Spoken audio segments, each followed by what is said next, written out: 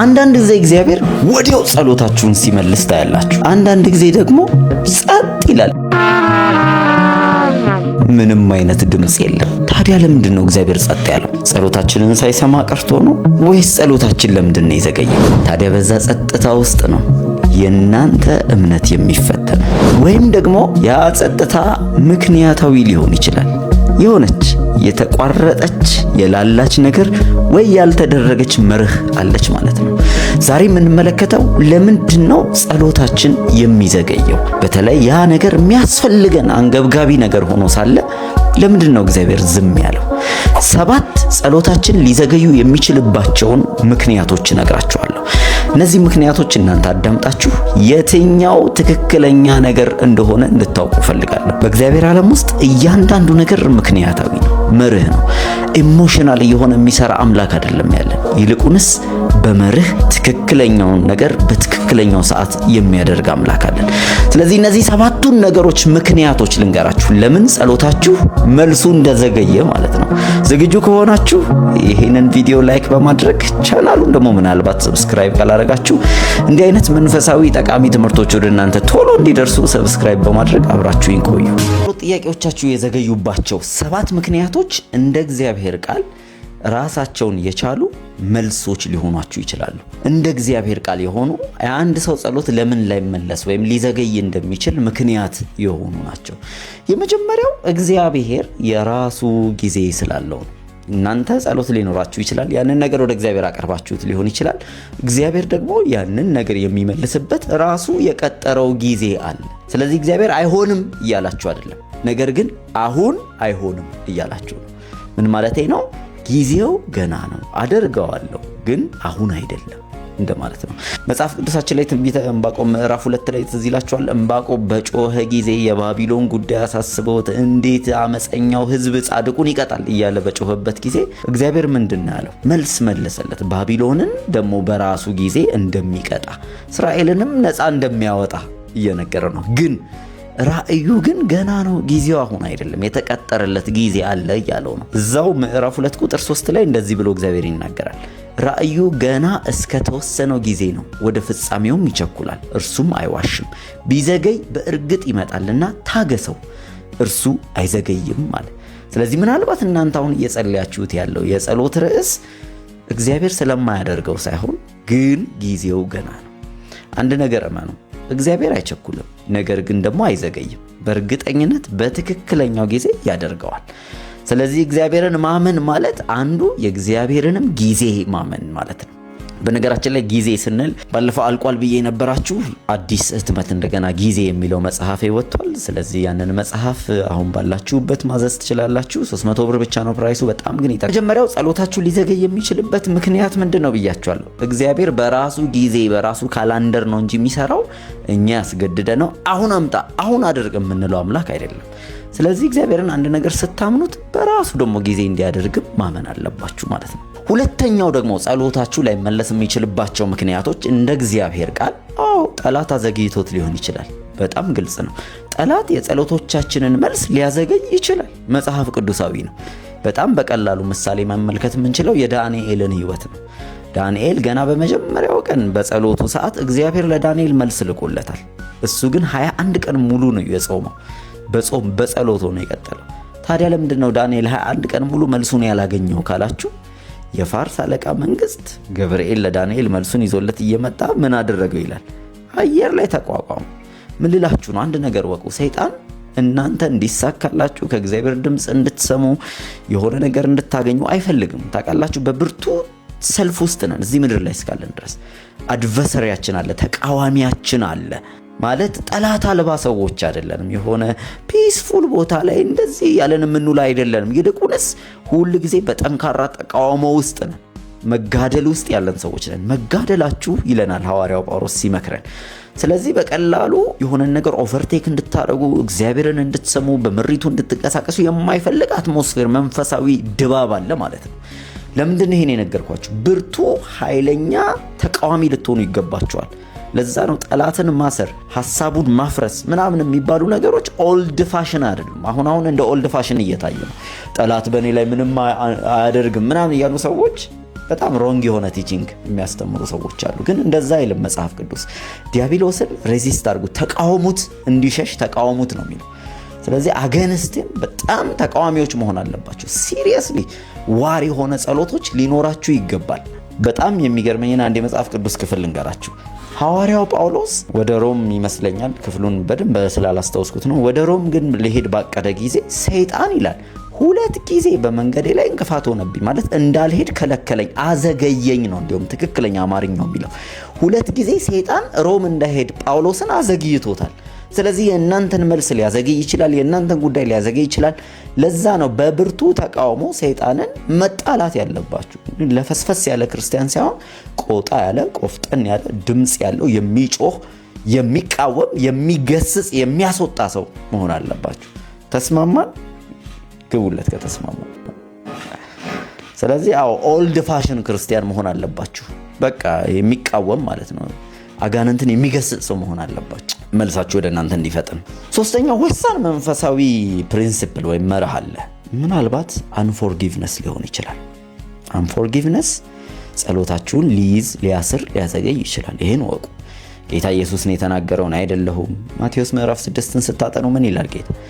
ወደ ጸሎታችሁ ጋር አንድ ነገር ከማድረጋችሁ በፊት ከወንድምህ ጋር አንዳች ቢኖርብህ መባህን ምንህን እዛው ጋር ትተህ ከወንድምህ ጋር ያለውን ጉዳይ ጨርስ ነው የሚለው። እንዲሁም ደግሞ በሌላ ክፍል ላይ ለጸሎት በእግዚአብሔር ፊት በቀረባችሁ ጊዜ ምናልባት ይቅር ያላላችሁት ነገር ካለ አስቀድማችሁ ይቅር በሉ። ይቅር ካላላችሁ የሰማያዊ አባቴ ምን አይላችሁ? ኃጢአታችሁን ይቅር አይል። ስለዚህ የማይሰማ ጸሎት ሆኖባችሁ እንዳይሆን የዘገየው። ምናልባት በልባችን ሸክም የሆነ የተያዘ አካል ካለ እሱም መጀመሪያ መሬት አውርደን ከተሳፈረበት ከልባችን ታክሲ ውስጥ አውርደን ነው መቀጠል የምንችለው፣ ሸክም ካቀለልን በኋላ። አለበለዚያ መሄድ አይቻልም።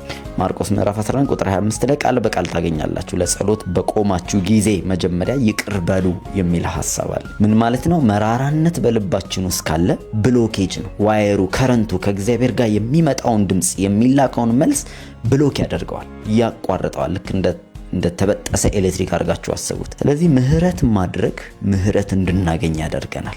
ይቅር ማለት ወይም ለሰዎች ይቅርታ ማድረግ ድካም ሳይሆን ብርታት ነው፣ ብልጠትም ነው። ስለዚህ እግዚአብሔር ይርዳችሁ፣ እንደዚህ አይነት ነገር ይቅር ብላችሁ እንድትቀጥሉ ያደርጋችሁ።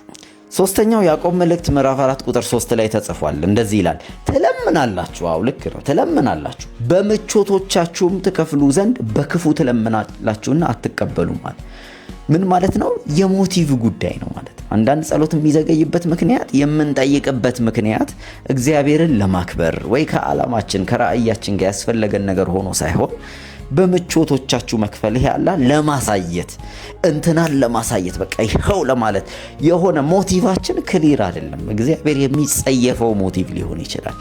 በቃ ይሄ ለማሳየት ሾይ ለመሆን የሆነን ሰው ለማስቀናት አየህ ለማለት እንደዛ ከሆነ እግዚአብሔር እንደዚህ አይነት ዕቃ ጨዋታ አይጫወትም። እግዚአብሔር ለጥቅማችን ለክብሩ የሆነ ነገር ይፈልጋል ለኛ እንደ ልጆች። ከዛ ውጪ እግዚአብሔር ሾይ አምላክ አይደለም። ማንንም አሳይቶ ምን ብሎ ይኸውና ምናምን አይልም። እግዚአብሔር የራሱ እቅድ ካለው አጀንዳ ካለው በእናንተ ላይ ሊከብር ሲፈልግ የሚያደርገው ነገር ይኖራል። ከዛ ውጪ ግን እንደ ህፃናት ዕቃ ጨዋታ የሆነ አካልን ለማሳየት የሆነን ሰው ለመበቀል የሆነን ሰው ለማስቀናት ምናምን የምትጠይቁት ጥያቄ ከሆነ አሁኑኑ በቃ እንደው ያ ነገር በጣም ይቆያል። በቃ ከዚህ ወይ በምቾት ልከፍል ስላሰብክ በቃ ምናልባት አንድ 10 ዓመት ጠብቅ፣ አንድ 10 ዓመት እና እግዚአብሔር ብልጥ ነው። በዕቃ ጨዋታ ከሄዳችሁ እግዚአብሔር ጨዋታውን ያሽከረክረዋል፣ ያዞረዋል፣ በሱ አቅም በሱ አትሞስፌር ያደርገዋልና አንድ ሰማሁኝ። አንድ የሆነ መንፈሳዊ አባቴ ሲናገሩ ነው የሰማሁት። እንዲህ ብሎ እግዚአብሔርን ጠይቀዋል። ለኔ 10 ዓመት ላንተ ስንት ዓመት ነው ብሎ ይጠይቀዋል። 10 ቀን ነው አለው እግዚአብሔር አለው። ከዛ ልክ ይሄን ሲሰማ እሺ አለውና እግዚአብሔር ሆይ ለኔ 10,000 ብር ላንተ ስንት ብር ነው አለው። 10 ብር ነው አለው እግዚአብሔር። ከዛ ሰውየው እንዲህ ብሎ ጠይቀ፣ እግዚአብሔር ሆይ 10 ብር ብቻ ስጠኝ አለው። በዚህ ሰዓት እግዚአብሔር ምን እንዳለ ታውቃላችሁ? 10 ቀን ብቻ ስጠኝ አለው። ምን ማለት ነው? ያ ሰው 10 ብሩን ለማግኘት 10 ዓመት ይጠብቃታል ማለት ነው። ያው እሱ 10 ብር ብቻ ስጠኝ አለው። 10,000 ብር ስለሆነ ነው 10 ብር በእግዚአብሔር ዘንድ። ስለዚህ እግዚአብሔር ጨዋታችንን የልባችንን ሞቲቭ ያውቃል፣ እንደ ሰው አይደለም፣ አናታልለው።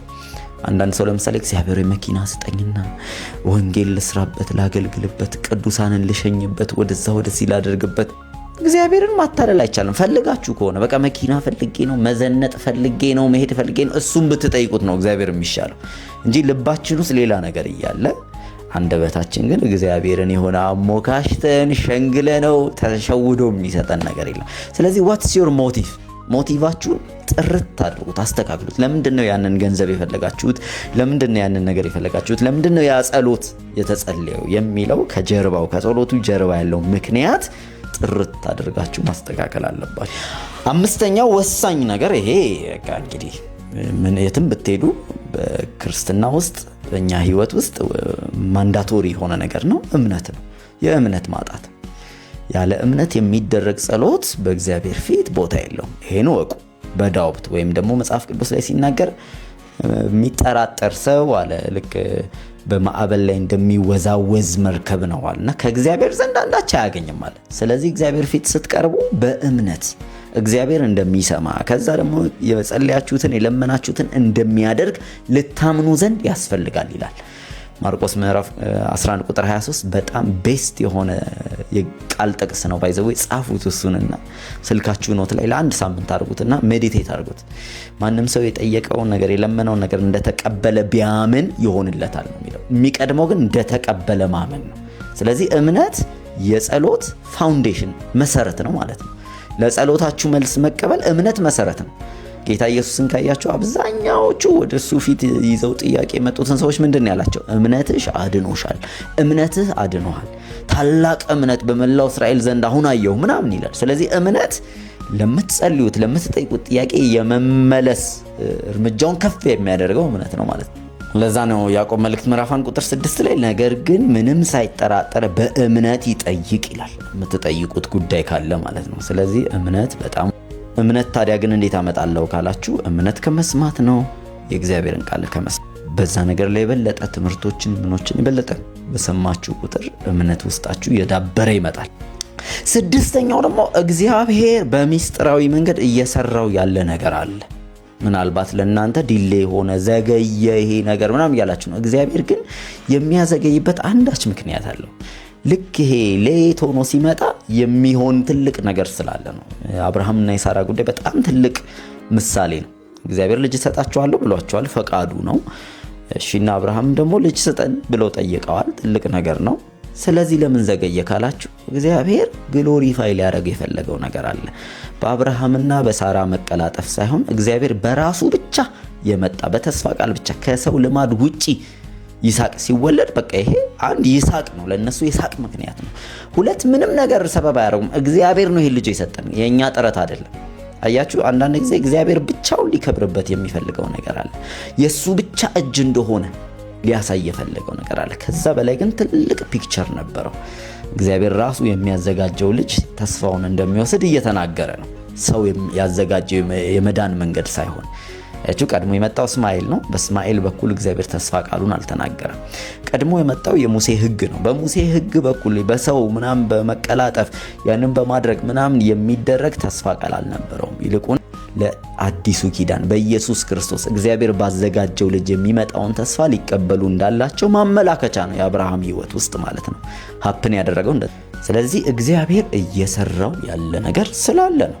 በቃ ሌላ ምንም አትደነቁ። በዛ ውስጥ ግን እምነታችሁ ይፈተናል፣ ሞቲቫችሁ ይገለጣል። እግዚአብሔርን በመተማመን ተጠብቃላችሁ። በጸሎት እሱ ፊቱን ደጁን ትጠናላችሁ። ቆይቼ እግዚአብሔርን ደጅ ጠናሁት እርሱም ዘንበል አለልኝ አለ ዳዊት ሲጸልይ። ስለዚህ እነዚህን ሁሉ ዴቨሎፕ የምታደርጉበት መንገድ ነው ማለት ነው እና እንዳትቆጩ። እግዚአብሔር በዚህም ሆነ በዚያ ለእናንተ ጥቅም ነገሩን ያደርገዋል በእርግጠኛ። ስለዚህ አሁንም በእምነት በትዕግስት እንድትጠብቁና እግዚአብሔርን አምናችሁ የተስፋውን ቃል ለመውረስ እንድትዘጋጁ ይጠቅማችኋል። ይሄ ሰባተኛውና የመጨረሻው ግን በጣም ወሳኝ ነገር ስለሆነ በደንብ አድምጡኝ። ምናልባት አለመታዘዝ በህይወታችሁ ላይ ካለ ወይ የተሰወረ የተደበቀ ኃጢአት ካለ እግዚአብሔር ሜክ ሹር ያደርጋል ያንን ነገር አስቀድማችሁ እንድታጡ። ስለዚህ ምናልባት እግዚአብሔር ያንን ነገር ዘወር ብላችሁ እንድታዩ በዝምታ እየመለሰላችሁ ሊሆን ይችላል። አብርሃምና ሳራ ተቀላጥፈው በወለዱት እስማኤል እግዚአብሔር ለ13 ዓመት ጸጥ አላቸው። የእግዚአብሔር ዝምታ ከቅጣት በላይ ነው ታውቃላችሁ። ስለዚህ ምናልባት የተሰወረ ኃጢአት እግዚአብሔር ደስ የማይሰኝበት አለመታዘዝ ካለ ወደ ጓዳችሁ እዩ። ወደ ህይወታችሁ ተመልከቱ። ምንድነው እስቲ በእግዚአብሔር ፊት ደስ የማያሰኘው ነገር በእኔ ዘንድ ያለ? እሱን አውጥቼ መጣል አለብኝ በሉ። ልክ እንደ አካን የሆነ ሰርቆ ነበር የወርቅ ቡችላ፣ አትንኩ የተባለውን እርም ነክቶ ነበር። በዛ ምክንያት እግዚአብሔር በጦርነት ድል እንዳያደርጉ አደረጋቸው በኢያሱ ዘመን። ከዛ አስቀድመው ግን የአካንን ጉዳይ መርምረው ፈትሸው ሲያወጡ እግዚአብሔር መልሶ ከነሱ ጋር መሆኑን ገለጠ። ስለዚህ ምናልባት እግዚአብሔር ዝም ያለበት አንድ ምክንያት ሊኖረው ይችላል፣ ያልተደሰተበት፣ በዛ እንድትቀጥሉ ያልፈለገበት። ያንን ፈልጋችሁ ከቤታችሁ፣ ከጓዳችሁ፣ ከህይወታችሁ መንጠራችሁ አውጡት። ከዛ መንገዱ ሲከፈት ታያላችሁ፣ ጸሎቱ ሲመለስ ታያላችሁ። ዳዊት በመዝሙር 66 ላይ እንደዚህ ብሎ ይናገራል። ቁጥር 18 በልቤስ በደልን አይቼ ብሆን ጌታ አይሰማኝም ነበር አለ። ስለዚህ ምናልባት በልባችን የተሰወረ በደል ካለ እግዚአብሔር በዝምታ አንዳች ነገር እንድናስተውል ሊፈልግ ይችላል። እነዚህን 7 ነጥቦች ተመልከታችሁ የትኛው ሊሆን ይችላል ብላችሁ ካወቃችሁ አሁኑን እስቲ እዛ ኮሜንት መስጫ ላይ እኔ መልሴን አግኝቻለሁ በዚህ ምክንያት ነው ብላችሁ የትኛው ነጥብ የናንተ መልስ እንደሆነ ጻፉልኝ። ለሌሎች ትምህርት ስለሚሆን ነው። እሺ እንደዚህ ኮሙኒኬት አድርጉምላችሁ። ስለዚህ አስተያየት መስጫው ላይ አስቀምጡ። ደግሞ ምናልባት ይሄ ጥያቄ ሆነባቸው ሰዎች ሊኖሩ ይችላሉ እናንተን ከሚያውቁ ሰዎች አካባቢ። ስለዚህ ይሄን ቪዲዮ በጌታ ፍቅር ሼር በማድረግ አብራችሁኝ አገልግሉ። በተረፈ ሌሎች ጥያቄዎችን፣ ሌሎች መንፈሳዊ ጥያቄዎችን፣ መልሶችን ይዤ ወደ እናንተ ቀርባለሁ። ተባረኩ።